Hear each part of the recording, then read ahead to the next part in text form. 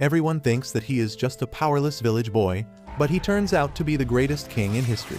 A long time ago, a man named Gray rose from being an orphan to the conqueror of the entire earth. No one could stand against him, and those who tried were mercilessly wiped off the planet. However, even with all the power in the world, he felt unsatisfied with his life because he was all alone. Then one day, he suddenly found himself drowning in a bottomless sea, and a voice asked him to seek the light in his next life. The king realized that he had just died, and the very next moment, he opened his eyes in a dimly lit room with two unknown people looming over his head. They called him Arthur and kept telling each other how much their son reassembled them. Even though he had no idea who these people were or where he was now, he now realized that he had been reborn with the full consciousness and knowledge from his past life. The great king, who is now just an ordinary infant, finds his new life as Arthur incredibly embarrassing. He can't control his body very well and acting like a child, while his parents clean his diapers fills him with shame. One day, Arthur sees his father using magic to strengthen his body so that he can plow their fields with just one punch, and then his mother healing him after he gets injured. That is the first thing that makes him curious, and he realizes that this world is not Earth because it has magic. Soon, Arthur finds out that his dad is an adventurer who often goes out to hunt monsters with his friends. He figures out that since all people in this world are allowed to keep weapons, it must be a dangerous place, and decides to get strong as soon as possible to protect himself. Unfortunately, that day is still far away because right now he is still a baby who starts falling asleep whenever his mom sings him a lullaby.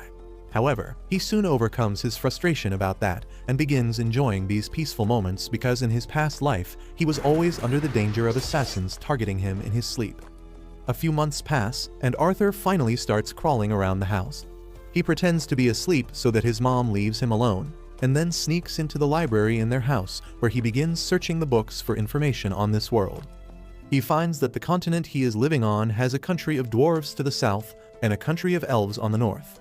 The human country is ruled by a king, but unlike his past life, the king's son becomes the new king in this world, and there is no fight to death for the empty throne. He then finds another book that tells him about magic, and Arthur realizes that magic is the reason this world is so backwards in terms of science and technology.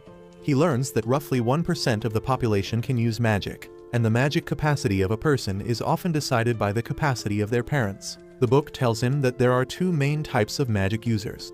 First are the augmenters, who use mana to greatly strengthen their physical abilities and fight as warriors. The second category is of the conjurers, who can project mana outside their body like wizards. Arthur realizes that his dad is an augmenter, but he thinks that his mom is not a typical conjurer because of her healing powers. He decides to stop thinking about that and continues reading the ways to become a magic user. The book tells him that to use magic, one needs to have a magic core, which is formed by concentrating the mana inside the body to one single point. Most people are able to achieve that only when they hit puberty, and it takes them years to create a strong and usable mana core. Arthur, however, already knows about a similar concept. In his previous life, he could manipulate the internal energy of his body called Kai, and forming a Kai core inside his body was just like forming a mana core. Arthur begins to focus his mana inside his body, hoping that he can take the first step to becoming strong in this world. But just as he is about to form his mana core, his mother finds him and takes him back to his bed. 2 years pass in a flash, and one day, while Arthur's mom is busy writing a diary entry about him, he goes outside to learn swordsmanship from his dad. As he keeps swinging a wooden stick like a sword, his mother comes outside, and she is incredibly furious at her husband for teaching their son to use a sword when he just learned to walk. This is not a new thing for Arthur, who has now realized that his mother is the real boss of the household. His mother also takes him to the nearby city occasionally, and Arthur is always happy to be there because it allows him to learn a lot about this world. He shows interest in everything from weapons to strange goods found in this world, but the thing he is most curious about is magic, and being in the city gives him the best chance to see it up close. Apart from these visits, Arthur lives a peaceful life with his parents, and though he is uncomfortable about being trapped in the body of an infant, he slowly starts liking the peaceful life. His parents take care of all his needs, and that reminds him of his childhood at the orphanage in his previous life, where he desperately wished for a family, but his wishes never came true. One day, Arthur sees his dad practicing magic to strengthen his mana core. He is really excited to see and learn from him, but his dad can merely manage to lift a few stones from the ground using his mana. Arthur is not impressed because picking the stones with his hands would be faster. But then his mother comes to him and tells him that it was not his dad's best shot, and he performs better from the second round onwards. Arthur's dad concentrates his energy again to impress his wife this time, and release a series of powerful attacks that shake the earth. Arthur is really impressed by his dad's skills this time, and his mom is sure that when he grows up, he will also turn out to be a strong warrior.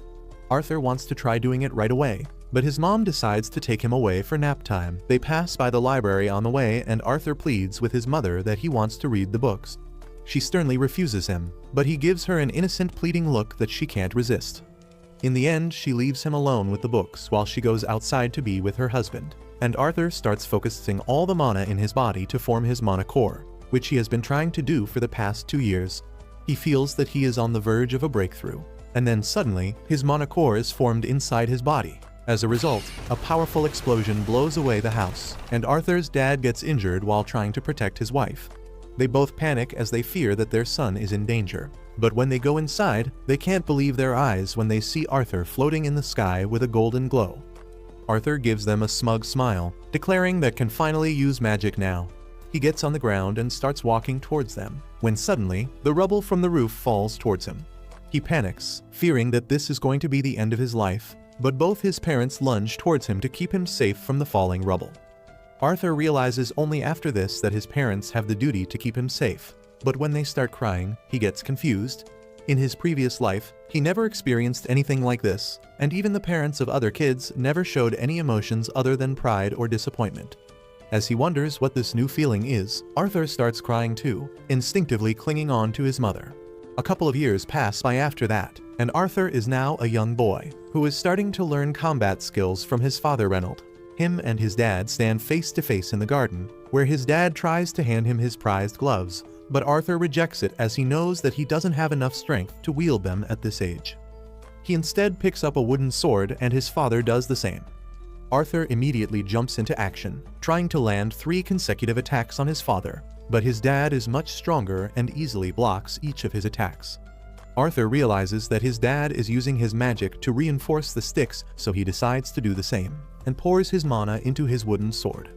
Soon after, he runs at his dad once again, who is surprised when Arthur's attack manages to break his stick in half. Arthur smiles and claims that his wood is better than his father's wood, but his dad claims that stamina matters more. Regardless though, his dad realizes that Arthur is a prodigy, so he makes the tough decision to talk to his wife about sending Arthur out of town to an actual tutor. His mother Alice is completely against it, as she doesn't want her sweet son to be ripped away from him since he is only 4 years old. Reynold argues that at just 4 years old, Arthur's wood is much more powerful than his own, which means that he should be trained by an accomplished warrior. But before they could come to a decision, Arthur chimes in, claiming that they should all go together. Even though it sounds like a pretty dumb idea, both the parents immediately agree, probably because the housing crisis hasn't really affected their world yet. A couple days later, Alice and Reynold's previous party members arrive to travel with them, and Arthur introduces himself to all of them. His parents' old party consisted of Adam, the leader, Angela, the big jugged woman, Derd, the average-looking man, Helen, the archer, and Jasmine, the manic pixie girl who seems suspicious of Arthur for some reason. Soon they decide to start moving, and Arthur learns that this world still uses a pretty primitive mode of transport, compared to his world where they got air Ubers to go everywhere. A little while later, they decide to sit down for a bit to eat. But that doesn't go so well when a bunch of wolf monsters appear out of the forest because of the smell of food. Jasmine immediately springs into action, grabbing 2 daggers and jumping into the fight, slashing any wolf who came in front of her, while Reynold, Adam, and Helen all kill some more wolves with their own weapons. Meanwhile, Derd and Angela use their magic to completely destroy the remaining beasts. That night, they feast on the flesh of the monsters, and after a while, Alice notices that Reynold is still bleeding from his arm and decides to heal him. The rest of the party members immediately stand up from their positions and create a protective circle around them, which confuses Arthur. But he soon gets to know that Alice is a very special mage, who has healing magic which is extremely rare. Because of its rarity, Alice is always at threat of being captured, and that was one of the reasons that they moved to the countryside, in order to stay below the radar. Thankfully, the healing magic works without any issues, but after that, Adam decides that he needs some exercise and asks Arthur to train with him. Arthur agrees to the training, while Adam wraps his sharp spearhead with some cloth to prevent any damage. They get ready for the sparring session and charge up their weapons with mana. But Adam's surprise, Arthur decides to make the first move as he uses magic to enhance his speed, moving at the speed of lightning towards Adam, before disappearing and then appearing behind him, taking Adam by surprise. Unfortunately, Arthur ends up slipping, which gives Adam the time to react, and soon they get locked in an intense back and forth. Everyone is shocked by Arthur's quickness, but at the last moment, he gets thrown away into the air because of his light body, and Angela is forced to save him with her wind magic. He lands softly on the ground below, while the rest of the team members start scolding Adam for going overboard against such a little boy. Adam tries to defend himself, claiming that the boy is too strong, but no one listens to him. Jasmine, on the other hand, seems very intrigued by Arthur's skills and starts asking him questions about the techniques that he is using. The next couple of days go by quickly as Arthur trains, eats, sleeps, and trains some more with almost every single member of the party, learning lance techniques from Adam, push-ups from Reynold, archery from Helen, and running like Usain Bolt from Jasmine, who seems to have taken quite a liking to the little boy. She tries to woo him to a ditty party by offering him a small sword with some baby oil on it. But his mom doesn't want Arthur to get cooked, so she calls him away. Soon they start continuing their journey in the carts when suddenly they are forced to stop in some mysterious circumstances. Suddenly, a bunch of arrows fly towards them and Arthur immediately realizes that they are getting attacked by bandits. Derd and Adam immediately jump in front of the carts, while Angela uses her wind magic to blow away all the arrows coming towards them. Arthur peeks outside, only to find out that they are completely surrounded by bandits from all sides. The ugly bandit leader orders his goons to not hurt Alice and Arthur and get rid of everyone else, since they can be sold for a high amount. The bandits all shout in agreement and jump into the battle zone, where they start getting cooked by Reynold and his party. One by one, all the members of the party start eliminating the bandits one by one, and Arthur knows that his party is much stronger on an individual basis. But the problem starts emerging when the bandits start trying to overwhelm them by sheer numbers. The party members start getting exhausted by the constant fighting, while the bandit leader goes for a 1v1 against Reynolds and slams him into the cart in which Arthur is. The cart gets destroyed as Alice quickly tries to help Reynolds, but he tells her not to use her magic, as that will make the situation even worse. He gets up and tells Arthur to take his mother somewhere safe while he deals with the bandit leader. Arthur obviously wants to fight and claims that he is strong enough to handle these goons, but his father screams at him to use that strength to protect his mother since she has a child in her stomach. Arthur wonders when did they get the time to do the deed, but decides to run away with Alice nonetheless. The bandit leader tries to go after them, but Reynold attacks him once again, forcing him to defend himself. Arthur keeps running, but soon finds his way blocked by multiple enemies. Thankfully, his party members are professionals, and they manage to eliminate all the bandits in his way one by one. Arthur thanks them for their help and continues running at full speed when suddenly they get ambushed by a mage, who attacks them with his wind magic. Arthur decides to push his mother to safety, while he gets hit by the brunt of the damage, pushing him up in the air and over the cliff. He decides that he is not going to die alone, and throws his knife tied to a rope at his attacker, bringing him down as well. Both Derd and Angela immediately try to use their magic to save young Arthur, while his mother screams his name with teary eyes. But all that time Arthur feels peaceful, as if he has achieved something. He wonders whether this is what happiness feels like, when suddenly tears form into his eyes as he realizes that he was going to be a big brother, but now that life has been snatched away from him. As Arthur opens his eyes after the fall, he finds that he is still alive. He wonders where he is when suddenly, the ground under him starts shaking as something huge walks towards him.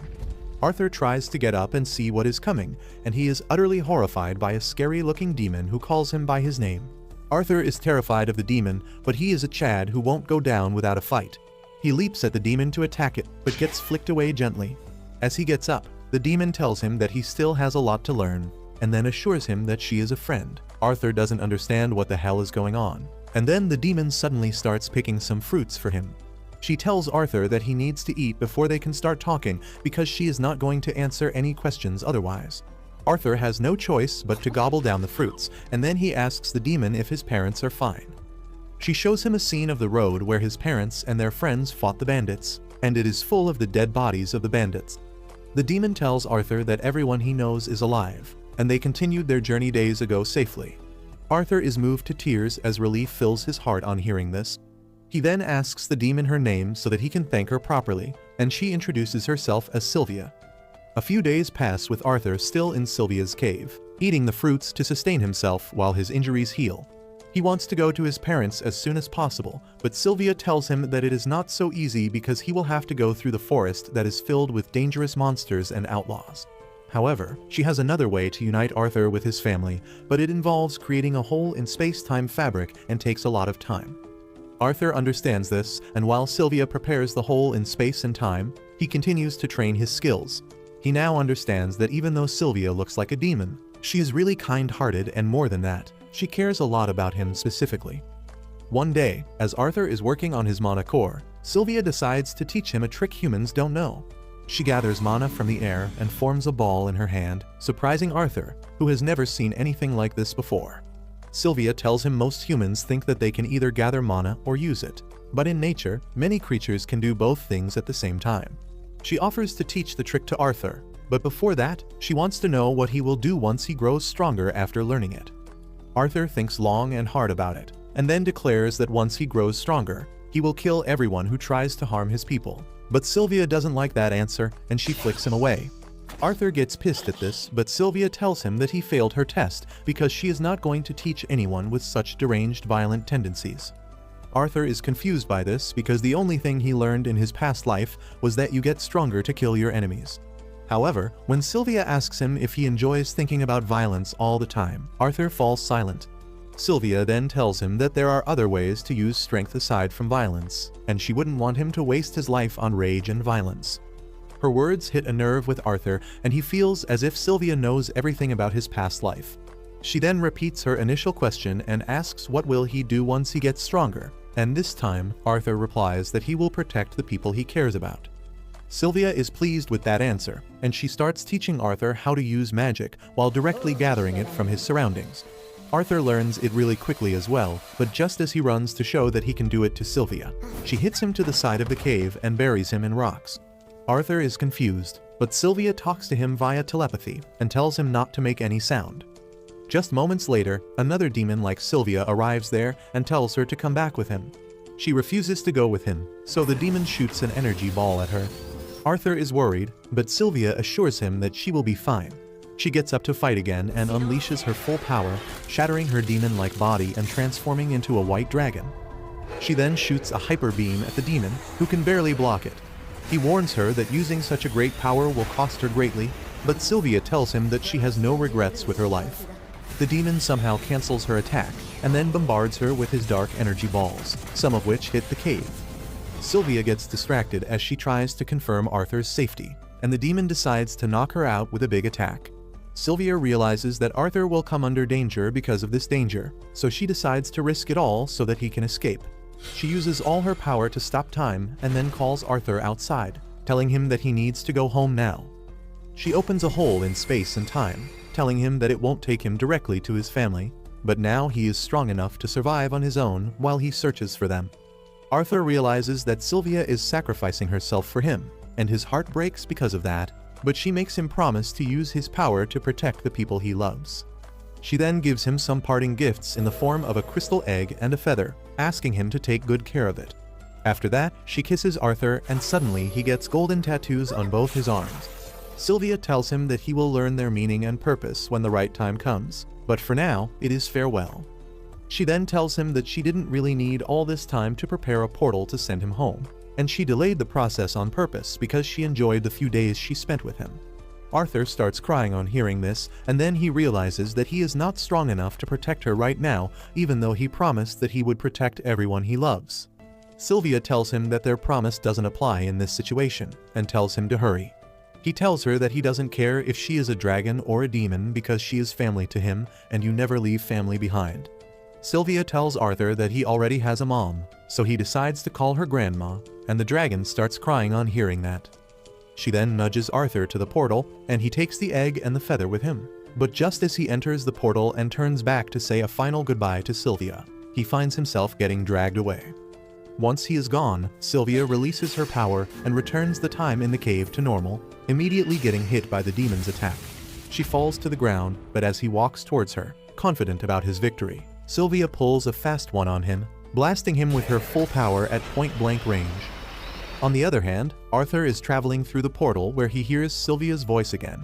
She tells him that it is okay to be sad, but he should work hard to turn that sadness into happiness one day. Arthur tells her that he can't do it, but Sylvia says that she knows he can do it because he was the strongest king in history. Arthur is shocked to hear that she knows about his previous life, and he wants to ask Sylvia if she was the one who brought him to this world. But before he can do that, he exits the portal. After Arthur is done crying about Sylvia, he gets up and places the crystal egg inside his pouch. He then looks around to find that he is in a dense forest full of dangers. Arthur suddenly hears a girl screaming in the distance, and he leaps through the trees to look for her. He soon finds a bunch of bandits kidnapping an elf girl and talking about how they can get a lot of money if they sell her off to Epstein Island. This reminds him of the time his group was attacked by the bandits, and they planned to do the same thing with him. He gets furious on seeing the elf girl being kidnapped, but following his promise to Sylvia, he doesn't let his rage consume him. Instead, he decides to follow the bandits because they will surely lead him to the nearest human settlement. In the evening, when the bandits take a break, they start talking about having fun with the girl before selling her, and that is where Arthur draws the line. He starts gathering mana to deal with these PDF files, and then notices that they are controlling wild monsters using magic collars. He throws some nuts at the beasts, causing them to go alert and howl loudly. The bandits panic because that can attract all sorts of monsters towards them, and one of them immediately goes to beat them into submission. Arthur was waiting for this moment, and he creates a blade of mana around his hand before going behind the bandit and slashing him. He steals the bandit's knife, and just then, another guy comes there looking for him. Arthur kills him before he can make a sound, but he finds that his body lacks stamina to move around so much. Before he has even time to relax, a third bandit comes looking for his friends and Arthur immediately attacks him. However, he can only injure his leg, and the bandit calls out his friend, telling him to be careful because they have got a young mage with them. The fourth bandit gets excited because magic users of such a young age are rare, and he can get a lot of money by selling him. He decides not to hurt him, and puts down the sword to use magic instead. He then leaps at Arthur with his magic-infused claws that crush the ground beneath them. Arthur somehow dodges the attack and then tries to kick the bandit, but he is faster than him. Arthur throws the knife at him with a thread attached at the end, but the seasoned bandit quickly catches it and then dashes towards him. He kicks the boy with enough power to knock him down and then holds him upside down, but then Arthur uses fire magic on his leg, forcing the bandit to drop him. Before the bandit can recover, Arthur throws the knife at him again, and this time he swings it around his neck so that he can't dodge the blade as it pierces his forehead. Arthur then deals with the final bandit and frees the elf girl, who reminds him of someone from his past. He quickly snaps out of the memory and tells the girl that she is free to go home now, but she gets worried as she sees his injuries. Arthur tells her that it is nothing serious and then covers the corpses so that the girl doesn't see the horrifying sight. She is still curious about them, so he tells her that they met with an accident and they won't bother her anymore. Arthur then finds some luggage in the carriage and tells the girl to go home now, but she grabs his hand because she is scared. She begs him to take her along, and he decides to have pity on her and permits her to tag along. He then turns to the enslaved monsters and decides to put them out of their misery because it doesn't seem to be a good idea to free them. The elf girl, on the other hand, decides to free the horned wolves because elves respect all life forms, and if she doesn't free the monsters, they will die. Arthur warns her against it, but she is sure that the monsters won't attack them. She frees them, and the monsters really leave peacefully, causing Arthur to marvel at the girl's connection with nature. After that, he decides to drop her home, and as they stop to have a break, he learns that her name is Tesha. He cooks some food and tells her to eat, even if she is not hungry, because that will help her build up strength, and those words remind him of Sylvia. Anyway, he notices Tess fussing about the food because it doesn't taste good and demands to eat something sweet. Arthur thinks that he should learn from her how to pretend to be a normal child because she is the first kid his age he has ever met. Tess then asks him what is he doing here, and Arthur tells her that he got separated from his parents. They continue their journey to find the village of elves, and it takes quite longer than Arthur wanted. Tess keeps telling him about her village, and Arthur learns that the life of elves is quite different compared to humans. Suddenly, he senses a horned wolf following them, and he decides to kill it. At night, he tells Tess to sleep in the tent while he keeps watch outside, and then starts looking at the crystal egg that Sylvia gave him. As he is wondering what it really is, Tess calls out to him, asking him to come inside the tent. She promises that she will keep it a secret from her family that he slept with her, But Arthur tells her that he is fine outside. It doesn't take him long to realize that Tess is scared of being alone in the tent, and he decides to humor her request and goes inside the tent. There, Tess accuses all humans of being perverts who have many wives, and Arthur just wishes that was true. He asks Tess who told her that, and she tells him that it was her grandpa. Arthur denies the allegations, saying that only nobles have enough money to support multiple wives, but Tess falls asleep halfway through his answer. The next day, they resume their journey and Tess starts growing increasingly comfortable around Arthur. He is low-key annoyed by that because he wants to hurry and find his family. And then another problematic thing happens. He starts feeling a sharp pain in his monocore that makes him so weak that he can't even walk, and Tess runs into the forest to find some herbs that can heal him. As Arthur is sitting alone, trying to endure the pain, the horned wolf he freed earlier approaches him. Arthur freaks out, thinking that the monster chose to attack him when he is at his weakest, and just then, Tess returns with the herbs. He tells her to stay away because the monster is out to attack them. But instead of attacking, the monster leaves a dead boar on the ground and heads back into the forest. Arthur is really confused by this, but Tess excitedly tells him that the beast wanted to repay the favor for saving its life. Eating the boar meat makes Arthur feel better, and then Tess tells him that she didn't find any herbs, but she found some mushrooms that the women in her village eat all the time. Arthur eats them without thinking much, but then he gets a bad case of diarrhea.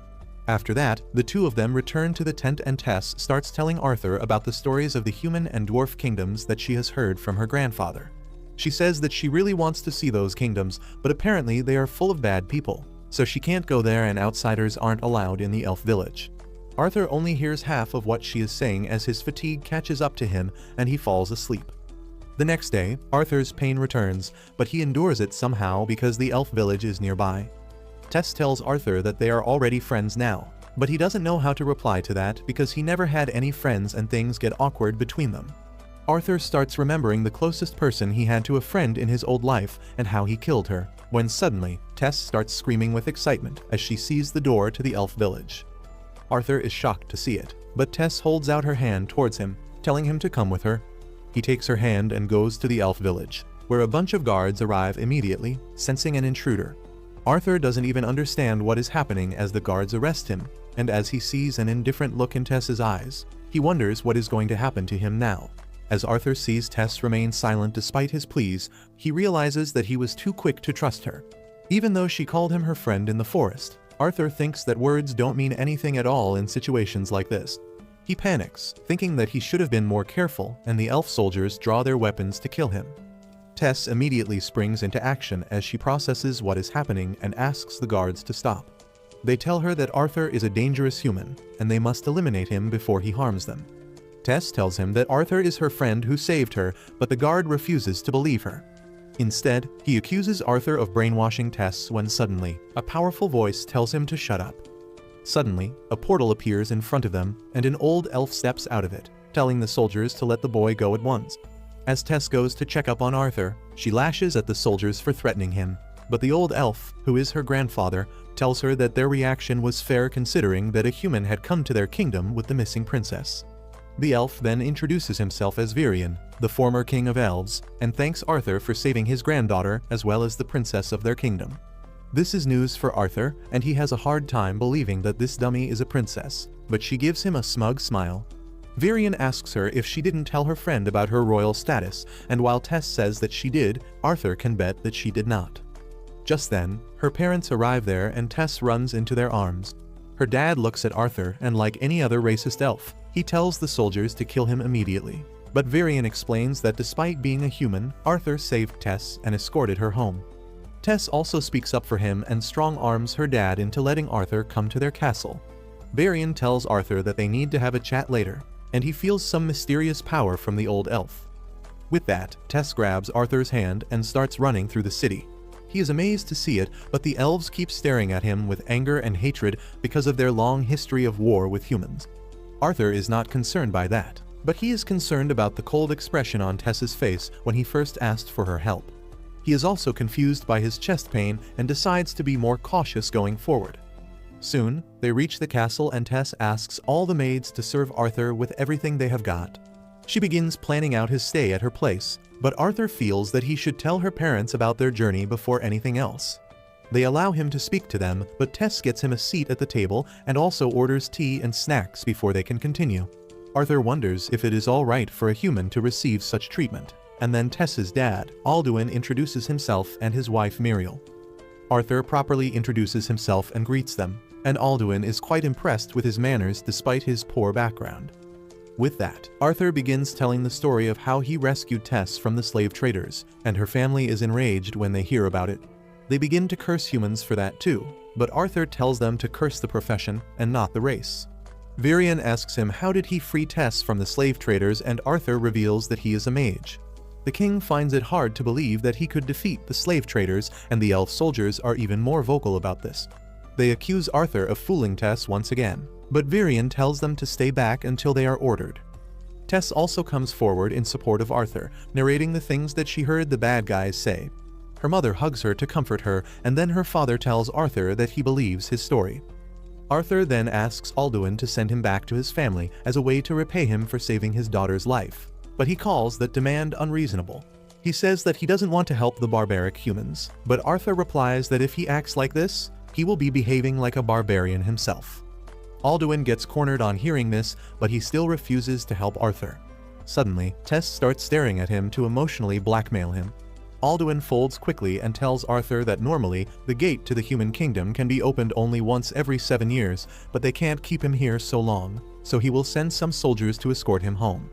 Arthur is glad to hear this, but then suddenly, the pain in his chest returns with a greater intensity than ever. He somehow endures the pain throughout the day, and at night, he goes to the balcony of his room to get some fresh air. He sees Tess playing happily with her parents in a room nearby, and that reminds him of his own parents.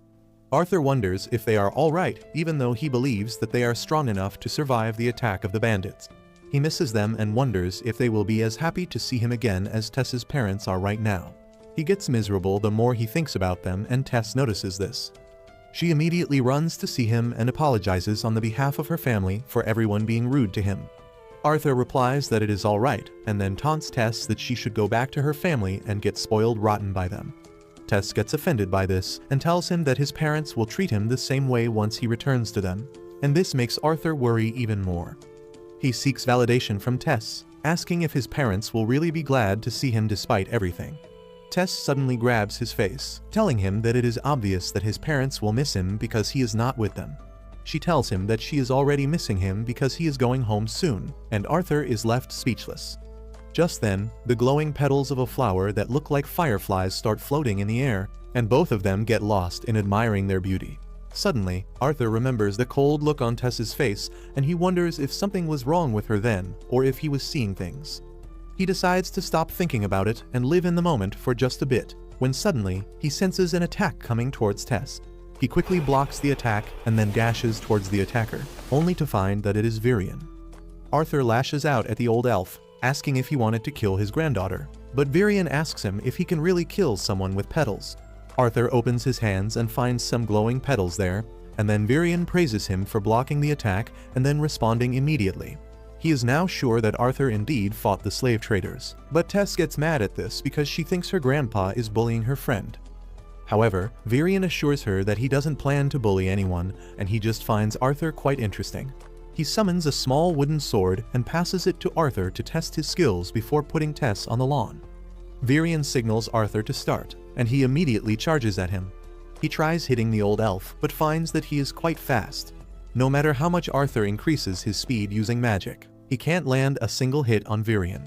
The old elf then blocks one of his attacks, shattering his sword in the process. One piece from the sword flies right towards Tess, and Arthur throws the hilt of the sword to deflect it. Varian is taken aback by his skill, and using this chance Arthur decides to defeat him using a body blast. However, Varian blocks it purely on instinct. Arthur is not willing to give up either, and he charges at him again, hitting him in the forehead. Varian is really impressed that Arthur got in one hit, and he tells him to get ready for round 2. But then Tess suddenly assaults him from behind and tells him to stop bullying her friend. Varian tells her that he was not bullying anyone, and instead, if he held back, Arthur would be the one bullying him. Arthur thinks that the old man doesn't really believe what he is saying, but he politely thanks him for overestimating him. Varian tells him that he is not overestimating him, and if he is really grateful, he should become his student. Arthur is shocked by this offer that came out of nowhere, and he tells Virion that he can't stay here because his parents will be worried. The old elf replies that there is a way to let his parents know that he is safe here, and before Arthur can even ask about it, the chest pain resurfaces, bringing him to his knees. Virion had noticed this earlier too, and now he is sure that Arthur has inherited a beast will. He tells the boy to become his student, or he is going to lose his life before he can get a chance to meet his parents. Later that night, as Arthur is sleeping, he suddenly feels the same sharp pain in his chest. He tries hard to subdue it, but the pain keeps on increasing until it rips through his body and manifests in front of him. Arthur opens his eyes and sees a dark figure looming over him menacingly. He is instinctively afraid of the dark monster, but deep inside, he starts analyzing it like a therapist. He wonders if the monster is the personification of his anxiety or his heavy responsibilities, and starts screaming as the monster approaches him, but then he hears Tess telling him to wake up. As Arthur wakes up from the nightmare, he sees Tess sitting on top of him and cheerfully wishing him good morning. Arthur doesn't want to see her annoying face first thing in the morning, and he tells her to leave him alone because he couldn't even sleep properly because of the monster in his dreams. He tries sleeping again, but Tess gets angry, thinking that he is calling her a monster. She tells him to wake up because her grandfather is waiting for him. She pulls him up from the bed and Arthur has no choice but to get ready. Tess then asks him if he is really going to stay with her, and he replies that he is not sure yet. But Virion has something to show him that can change his mind, and Arthur wants to make his decision after that. Soon after that, Arthur and Tess go outside, where King Alduin is trying to convince Virion that a human cannot be allowed to stay in the kingdom of elves. However, Virion doesn't listen to his arguments and gets in his carriage, saying that he likes Arthur, and that is the end of the story. Just then, Tess also jumps in with her usual "Arthur saved my life" melodrama, but her dad tells her to shut up because it is not about her anymore. Well, Virion tells him to shut up as he invites the kids into his carriage, and together they ride to see a friend of the old elf. Virion and Tess start meditating inside the carriage and Arthur gets bored, so he asks Virion how long the journey is going to take. Just then, Tess falls on his shoulder because she was sleeping and not meditating, and Virion says that she woke up early today because she wanted to come along with them. He says that because Tess is the sole heir of the royal throne, she has never had any real friends all her life. She doesn't trust people easily and hides her emotions from most people, but she is really comfortable with Arthur. Virion thanks Arthur for that because when Tess is with him, she smiles freely. Arthur is impressed that Virion is so humble that he can thank a child, and that gives him the confidence that he can trust the old elf. Soon, their carriage stops in front of a house isolated from society, and Arthur is curious to see the man who can make even the former king travel to his house. Suddenly, Virion walks to the door and kicks it, yelling at his friend inside to come out. He then goes close to see if anyone is coming, but his friend opens the door right in his face and tells him to stop yelling. Virion then introduces her as Rhenia, his old friend and a sorcerer with unique skills. He says that she can help Arthur with her powers, and she tells everyone to get inside so that they can start immediately. Rhenia's house is full of books and Arthur wonders how a nerd like her is going to help him. He says that Grandpa Virion told him that she has a spell that can help him contact his parents, and Rhenia laughs, telling Virion that he is being quite soft on the kid. She then tells Arthur that she is a diviner, which means she can see past and future. She activates her powers and finds that Arthur is so special that she can't see his true past. However, she knows that he is not here for a prophecy, but to see his parents again and let them know that he is well. Arthur affirms, and then Rhenia tells him to picture his parents as clearly as he can while bending over a bucket of water. Arthur focuses all his brain cells on picturing his parents in front of him. Meanwhile, his parents are having lunch at their new home in the city. Alice cooks stew and serves it to Reynold as she says that Arthur used to love the stew too. She suddenly gets sad and nostalgic because today is Arthur's birthday, and he is not with them anymore. She remembers how devastated she was on the day he jumped down the cliff, and Reynold also recalls that he drank himself silly on losing his son because he felt it was his fault. Thankfully, his friends were there to help him snap out of that. Soon, they reach the city and their party members bid them goodbye as they returned home. Reynold became a soldier to earn a living, and then purchased a house in the city. He and Alice are trying to live normally now, even though they really miss Arthur. They get emotional when they think about him, but then suddenly, they hear Arthur's voice calling them. They both get up from their seats in pure surprise, and Arthur tells them that this is not the effect of the magic shrooms in the stew, and he is really talking to them. He tells them that he is alive and well, and currently, he is living in the kingdom of the elves. He explains that he is using a special magic spell to contact them, and even though he really wants to come home, he can't do it right now. Arthur reveals that something is wrong with his body and he needs treatment for it, but he promises that once the treatment is done, he will rush home. His parents are moved to tears on learning that he is alive, and Arthur tells them to take care until the next time they can talk. They hug each other and Arthur tells them that he really loves them. He starts crying with that, and as his tears fall in the bucket, his concentration and Rinia's magic spell is broken. After that is done, Arthur calms himself down and requests Varian to accept him as his student. Soon, they reach the palace, and Varian orders his son to declare that Arthur is going to be his student. Alduin is not sure about that, but Varian declares that he will take full responsibility in case trouble arises because of Arthur. Well, Alduin and his wife fold on hearing his stern decision, and they welcome Arthur to their kingdom formally. They even apologize for not treating him as well as they should have earlier, and Arthur realizes that the King of Elves still can't stand up against his daddy. He is glad to learn that, and he shakes Alduin's hand, accepting his welcome. Suddenly, Tess interrupts them, telling her dad that if he really accepts Arthur as a guest, he should let him play outside with her because she wants to give him a tour of the city.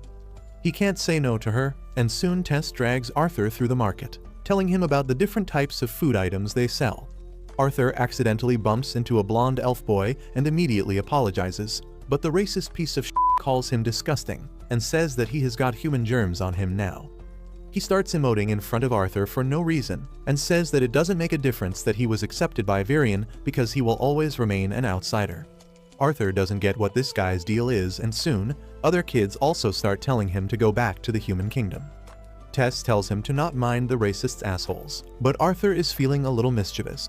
The blonde boy Faye gives him the chance to get even with him as he flaunts his noble status and asks Tess to let him escort her instead of a human. Though Tess refuses his offer, Arthur immediately acts like he knows Faye's name and the fact that he is a big shot. However, he deliberately pronounces his name wrong and then is sarcastically humble, pissing him off. Faye doesn't let it slide and throws his hanky on the ground, challenging Arthur to a duel. Tess tries to stop him, saying that even if he is a noble, he won't be spared if he causes trouble with her grandpa's student. Faye tells her that his dad taught him never to let anyone get away with insulting him. He taunts Arthur, asking if he is going to run away like a coward because his actions also reflect the honor of his teacher. However, Arthur is surprised because a duel seems to be a very common thing in the elf country and no one is trying to stop them. Well, Arthur decides to accept the duel and Tess becomes the referee. As soon as she gives the start signal, Faye runs towards Arthur, who simply punches him. Faye is knocked out cold with just one hit and Arthur feels disappointed because he was expecting more after all that trash talking. Tess says that it was bound to happen this way and then grabs Arthur's hand, running away with him to avoid the commotion. They have some snacks in the market, visit the library and some shops, and after that, they return to the palace to chill. Tess asks Arthur if he is excited about his training, but he doesn't seem too interested to talk about it. Earlier, Varian clearly told him that his training would be really hard, but if he can endure it, he will see great results. Despite that, Arthur agreed to take the training, and he finally gets some sort of excitement to show to Tess. He tells her that he is really hyped about the training and he will work hard to take charge of his future in his own hands. Tess replies that she will work hard too, and Arthur asks her what does she want to do.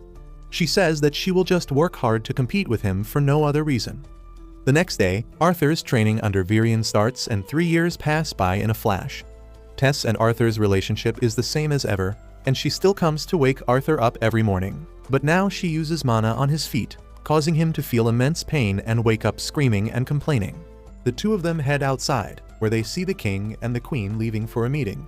As Arthur is busy wondering where they are going, Tess suddenly holds a burger in front of him, telling him to eat this delicious meal made by a 10 on 10 baddie. Arthur gladly takes the burger, but he teases Tess, asking her who is the baddie that made it, and it offends her. She attacks him and Arthur dodges her attacks all the way to the training ground where Varian is waiting for them. He tells them to fight properly and tosses them wooden swords, but he knows that Arthur is now ready for the second stage of his training. After the sparring session is done, Tess is on the ground, completely exhausted. Meanwhile, Varian lectures Arthur about magic, saying that after one stabilizes their mana, they can obtain one of the 4 fundamental elements of magic. The type of element they get also depends on the species, and elves are particularly good at wind magic. Varian says that dwarves are good with fire and earth magic, while humans can use all 4 elements. However, they still have only one basic element they have naturally, and not everyone can use all the 4 elements. Tess suddenly asks her grandpa why he did not train Arthur in magic while he was strengthening his body because she did it. Varian replies that it is because Arthur is weak, shocking him. He then explains that there is the will of a powerful beast inside Arthur's mana core, and that disturbs the balance between his body and the mana core. Arthur suddenly feels his chest pain flaring up as he hears that, and Varian tells him that the pain is caused by the beast will as well. Tess suddenly starts teasing Arthur, asking if he is fine because she uses magic to attack him.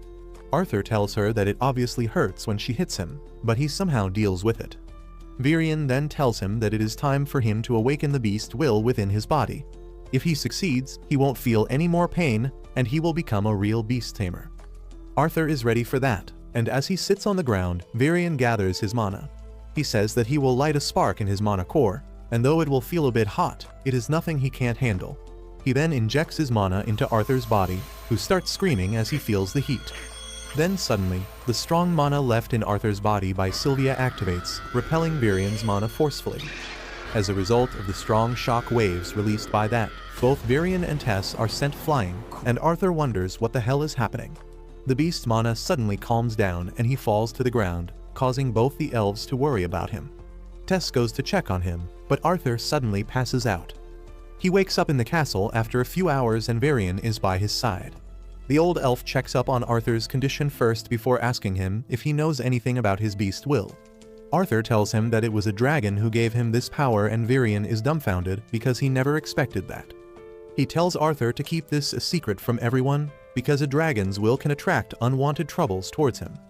Arthur thanks him, but then Varian suddenly springs up a shocking news on him. He reveals that he is going to return home in 4 months, and Arthur jolts up from the bed.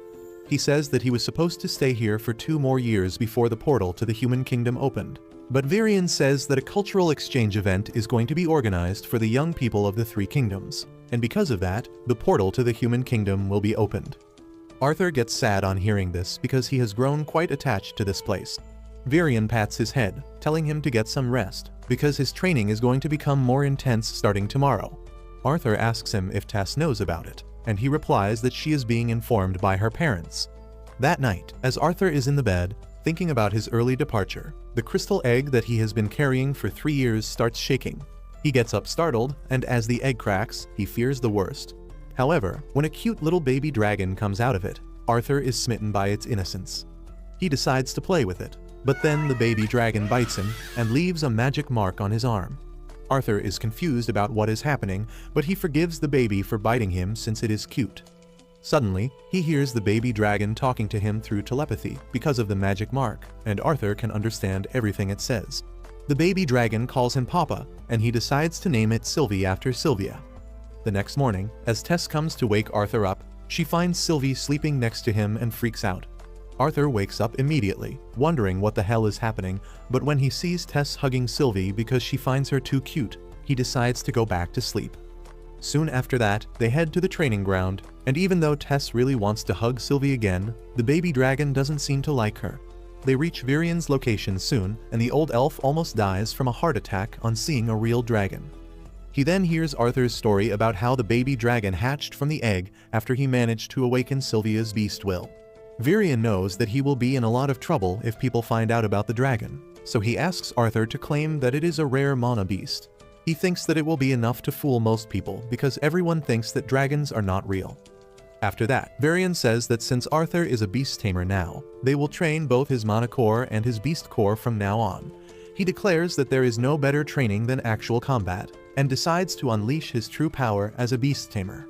The old elf releases a tremendous amount of mana that completely covers him, and when it calms down, he emerges as a monstrous being made of black aura.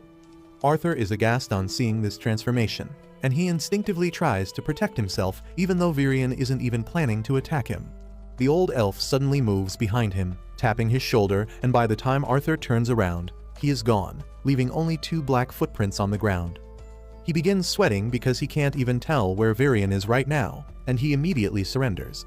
Virion appears behind him, and as Arthur tells him that he will need to pay for his therapy after showing him that monstrous form, he returns to his normal self.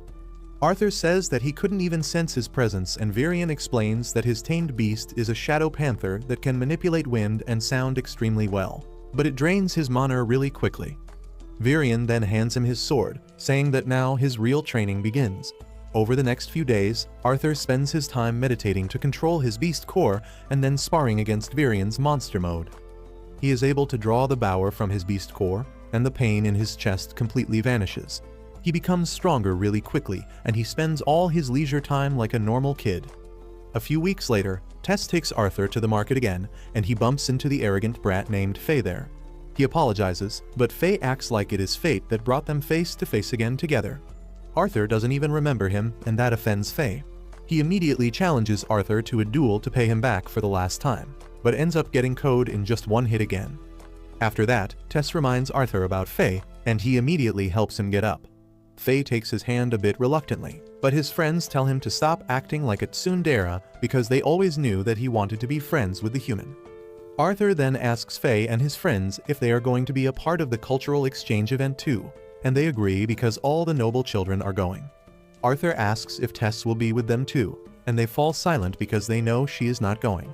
Faye tries to lighten the mood by saying that they can't risk letting the delicate princess get lost again, but that pisses Tess off and she sends him flying with just one punch to show her strength.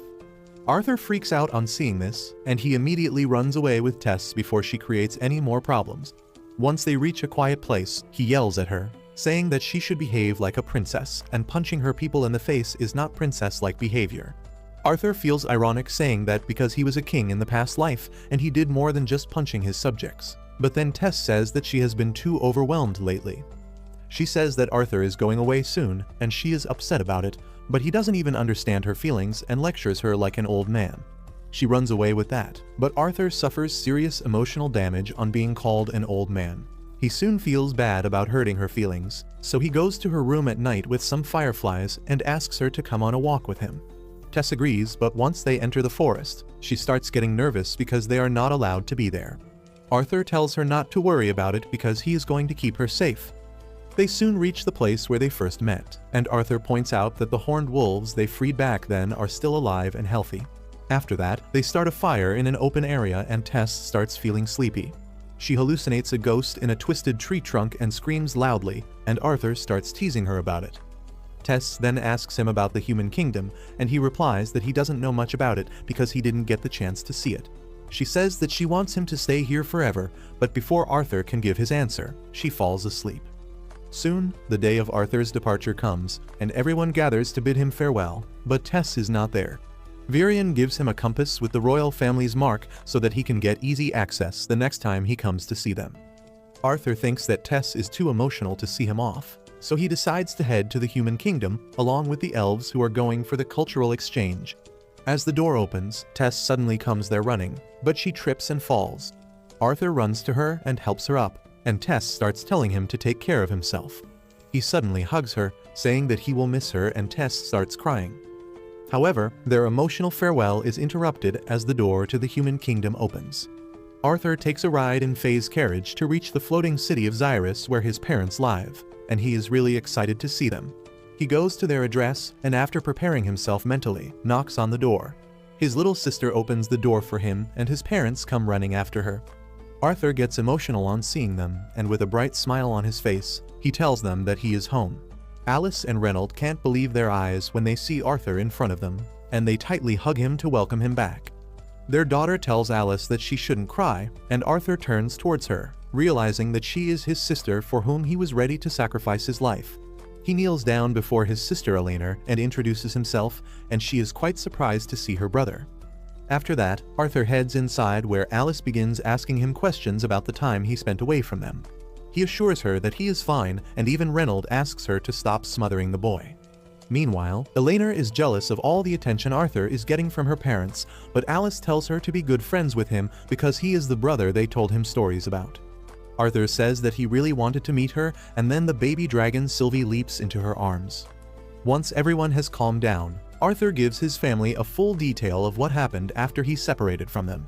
However, he doesn't tell them about Sylvia because he doesn't know how they will react, and says that he survived the fall thanks to plot armor.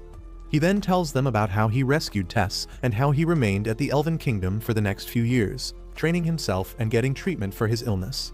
He hides everything about Sylvia and his beast core from his parents and tells them that Sylvie is a mana beast he adopted after finding that its mother was too weak to survive. His parents believe him, and they are just glad that he survived. Suddenly, Reynold asks Arthur what stage his mana core is at right now, and Alice scolds him for getting into such stuff when their son has just returned. Arthur asks him about his current job first, and Reynold proudly tells him that he is a security instructor at a famous auction house. Reynold then declares that his mana core became dark orange colored 2 years ago, which is in the middle of the power scale. Arthur is impressed and thinks that his dad put in a lot of work to reach that stage, but he himself is at the light red stage, which is just one level below the dark orange stage. Reynold gets flustered because his son is on the verge of overtaking him, and then challenges Arthur to a spar to see how strong he has become. While Alice scolds him for that, some people barge inside their house. The man Vincent asks Reynold if it is true that his son is alive, and Arthur wonders what is this guy's deal. Reynold tells him that Vincent is the owner of the auction house where he works, and this house also belongs to him. Arthur greets Vincent and his wife, and then befriends their daughter Lilia thanks to Sylvie's cuteness. Reynold then tells Vincent that he and Arthur are about to spar in the garden and invites him to watch the show. Vincent is surprised, but he goes to the garden with everyone else. He can't believe that Arthur's mana core is at the light red stage, but Alice tells him that her son is a quick learner, and there is no reason for him to lie. However, he still finds it hard to believe because even the best students of the most elite training schools can reach the light red stage at the age of 13, and Arthur is just 8. On the other hand, Arthur and Reynold finish warming up and then dash towards each other. Arthur blocks Reynold's attacks and then launches his counterattack. Reynold easily blocks it and tells him that he needs more work, but then Arthur surprises him by showing what he learned from Virion. He manages to push Reynold back, who is impressed, but he tells Arthur that he won't find another chance to land a hit at him because he is going to get serious now. He concentrates his mana around his fist, turning it into fire, which is a surprise for Arthur. He knows that in this world, all mana users have a particular element they are born with. For conjurers, it is easy to identify that element and use it, but for augmenters like Reynold, it takes a lot of practice and insight to reach that stage. Reynold suddenly covers his entire body with his flame mana and charges towards Arthur, who can only block his attacks. As he is pushed back, Arthur thinks about how he had a power called Kai in his past life, which worked basically like mana, but a Kai master could decide which element they wanted to use by themselves. Arthur tries to fight against his dad while thinking that he was born without any particular element in this life, and that means he can use all of them. Thanks to the training from his past life and this one, he believes that he has got what it takes to defeat Reynold. He gathers the mana in his fists too, and they start radiating a golden light that leaves everyone astonished. Arthur runs towards Reynolds and blocks his flaming fists with the golden aura coming out of his hands. Their collision creates a powerful shockwave that pushes both of them back, and then Reynold gets aggressive, landing a solid hit on him. As Arthur runs towards him again, he remembers how he used his Kai mastery during his training with Virion, and that greatly improved his results. He mastered the fire element rather quickly, and because of that, the old elf decided to take him one step beyond that. Now, as Arthur remembers his training, he releases the golden aura again, and then transforms it into lightning. The lightning bolts being released from his body set the grass on fire, and Reynold can only stare at him dumbfounded because Arthur has mastered the higher form of fire magic. Arthur tells him that it is too early to be surprised because he has more where that came from. He suddenly uses water magic, manipulating the water in the fountain to attack Reynold. Everyone is shocked to see him using two types of magic at once, and Reynold barely dodges the water attack coming from behind his back. With that, Arthur cancels his attacks and Reynold immediately hugs him. He says he is really proud of him and asks when did he learn to do that. Arthur tells him that he learned that recently, but he can't control water that well yet. While Alice and Elena treat this like a regular occurrence, Vincent and his wife are speechless, and they both believe that Arthur is a genius. Soon after that, they return inside and sit around the dining table, where Vincent tells Reynold that his son has a really bright future. Reynold agrees, saying that he knew it ever since Arthur awakened his mana core at the age of 3 and destroyed their house in the process. Vincent is surprised to hear that, and as Reynold laughs proudly, he falls along with his chair. Vincent suddenly gets up from his seat and suggests that they should send Arthur to the Xyrus Academy. Reynold is surprised to hear this and asks if he is sure because the Xyrus Academy is the greatest school for training mages in the entire continent. Well, Vincent's wife completely agrees with him, and she tells Arthur's parents not to worry about the fee because they want to sponsor his education in hopes that one day it will greatly benefit them as well. Alice gets nervous on hearing that offer, and she says that they don't even know if the academy will take in their son. But Vincent confidently tells her that he knows the academy director, and he can do something about it. Suddenly, Arthur speaks up, saying that since the matter concerns him more than anyone else, he should have a say in it. He says that he has just reunited with his family, and he doesn't want to get away from them so soon. Vincent understands his reasons, and then Arthur takes his leave, saying that he got too tired from the sparring match. He heads inside the building, but Lilia follows him because she has become a simp for him ever since she saw his power. She tells him that he is going in the wrong direction and tells him to follow her because she will take him to a better place.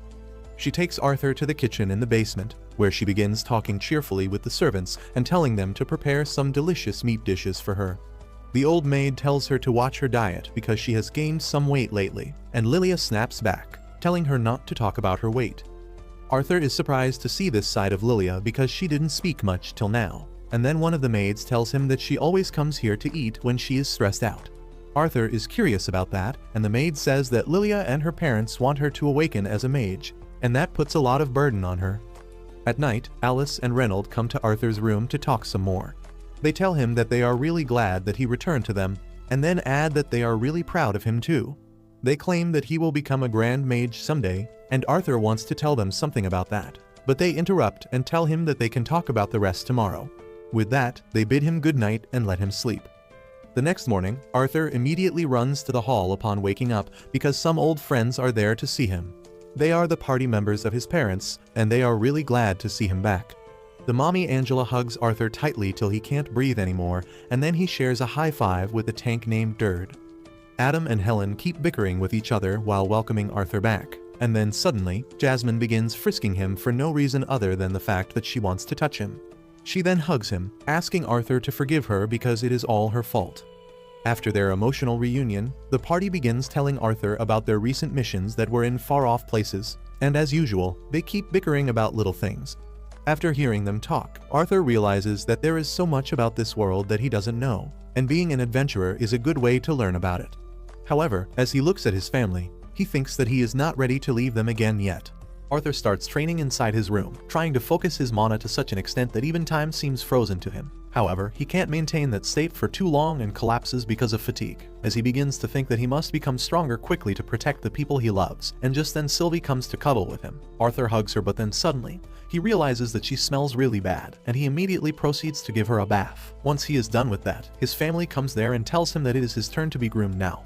And before Arthur realizes it, he is in the chair of a guy who looks like he is definitely gonna groom him in more than one way. Soon, Arthur gets a new fade and his mom and sister start fangirling over him. He asks what was even the need for this, but Lilia's mom tells him that they are planning to take him to their auction house the next time, and they can't take him there when he looks so shabby. She then tells Arthur that today they will take him on a tour of the Xyrus city, and Alina immediately asks him to hold her hand. Arthur obliges, but Lilia says that she is jealous because before Arthur came, Alina used to stick with her. Anyway, they start exploring the city together, and when Arthur puts a hair tie around the finger of a statue, a group of boys throw one at his head. They just walk away after laughing at him, and Arthur asks who the hell were those bastards. Lilia tells him that they were the students of the Xyrus Magic Academy, and since they are treated as royalty because of that, most of them are bullies. Before Arthur can even ask for details, he suddenly senses a familiar energy coming from a store nearby. He goes to check it and finds beast cores inside the shop. And Lilia's mother tells him that they are the mana cores that are taken from magic beasts and used to make a person stronger. This is the first time Arthur has heard about this because the elves did not even talk about extracting mana cores from beasts. Lilia's mom then adds that the price of the beast cores depends on its effects, and if it has a beast will, it can cost up to 100 gold coins, which would be enough to make Arthur and his family live in luxury for 250 years. She then tells Arthur that they are going to sell some beast cores at their auction house soon and he can touch one of them, and he wants to tell her that he doesn't want to. On the other hand, Lilia nervously tries to tell her mom that she should get a beast core, but the woman clearly refuses, telling her that even if she gets a beast core, there is no guarantee that she will awaken as a mage. Lilia gets upset as her mother reminds her that the beast cores are too expensive, and she replies that there are cheaper ones too. Her mom refuses to hear her out, and because of that Lilia remains upset the entire time, which makes Arthur feel bad for her. He tries to talk to her about not hurrying things when he finds her going off on her own, and he instinctively follows her. Lilia goes to a weapon shop where she eyes some cheap beast cores she can buy with her pocket money, but when Arthur asks her if she is sure about that, she gets startled. He repeats what her mom just said and tells her to stop being so impatient. But Lilia lashes out at him, saying that he won't understand how she feels because he is special. Arthur still tries to calm her down, but as she tries to push him away, she bumps into a boy behind her, who turns out to be a student of the Xyrus Magic Academy. Lilia immediately apologizes to him, but the arrogant brat asks her what kind of half-assed apology is that. He tries threatening her and Arthur immediately comes forward to protect her. Just then, the shopkeeper also arrives there on hearing the commotion, but as soon as he sees the students, he quickly backs off. The arrogant pricks decide to bully Lilia, and one of them summons a tiny flame. Arthur responds by activating his magic as well. But just then, Lilia's mom comes there and tells both of them to cancel their magic immediately, while the students and the shopkeeper tell her to stop interfering at first. When they learn that her husband owns the auction house that donates a large amount of money to the Magic Academy each year, both of them are stunned. The students decide to go back because they don't want any trouble now, but they still mock Lilia before going, saying that a loser like her can only use money to buy a seat in the academy. Arthur gets angry on her behalf and is about to throw hands, but Lilia stops him because she agrees with the boys. Later, they return home and Vincent gets worried when he learns that Lilia and Arthur almost got into a fight with some academy students. Lilia apologizes, but Vincent tells her that there is no need to worry. He also tells Arthur that he doesn't need to worry about anything because he has made a lot of donation to the Magic Academy, and a small incident like this won't harm his chances of getting a seat there. Lilia thinks that her dad wants to send Arthur to the Magic Academy instead of her because she has not been able to use magic even after all the things they have tried. She breaks down and snaps at everyone before running away. At night, Arthur goes to call her for dinner, but she isn't even in the room, and a servant comes there to take him to her. Meanwhile, Lilia is thinking about how parents always wanted her to become a mage, and it became her dream to attend the academy. However, when her magic didn't develop even after a lot of attempts, she became depressed, and that was made worse when her dad kept saying that she would still have a seat saved for her at the academy because of the money he had donated. She somehow kept her emotions under control. But then Arthur arrived in her life and her parents began thinking of sending him to the academy, and that was more than an insecure girl like her could handle. Arthur soon arrives at the kitchen where he finds Lilia dozing off, and he wakes her up. He tries apologizing to her but then thinks that it will only make her look arrogant in front of the girl. Suddenly, Lilia apologizes to him, saying that she was being jealous of him because he stole her dad's attention. She begins blaming herself for not awakening her magic and says that her parents must have lost hope in her too. Arthur pities the poor girl, and he immediately grabs her face, telling her to stop overthinking. He says that even he can tell how hard she is working, so her parents would know it even better. He tells her a story about tests for no reason at all, and then says that the reason her dad or even Elena are so interested in him is because he is a new addition to their life, and they are just curious about him. Lilia laughs at this and then admits that she was the one who put all the pressure on herself, but Arthur thinks that it is not the complete truth. He knows that she is being burdened by the expectations of everyone around her, and he decides to help her awaken her magic. Soon, he goes back to the living room and tells Lilia's parents that she really wanted to awaken the magic, so he sent her to the place where he trained for 3 years.